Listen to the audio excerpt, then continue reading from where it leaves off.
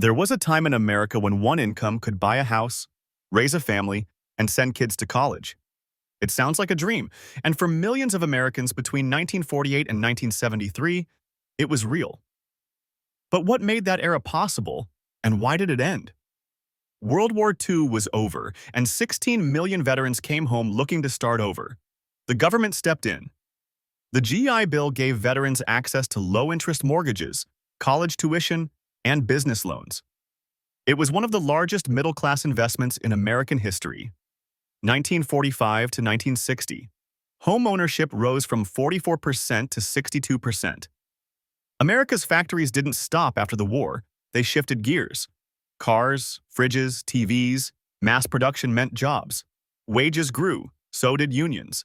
CEOs made 20x what their workers did, not 300x like today.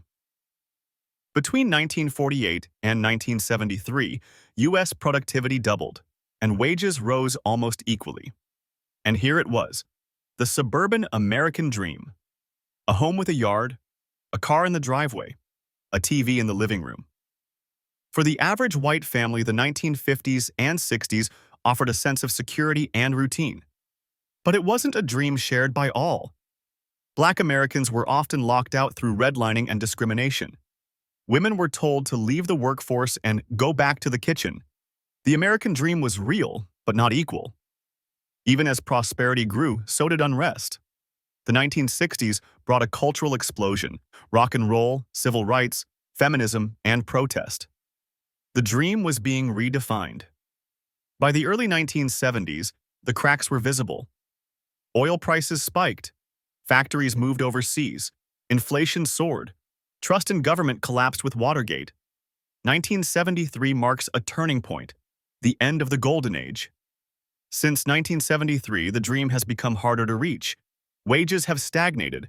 Housing costs exploded, but the lessons of the Golden Age remain.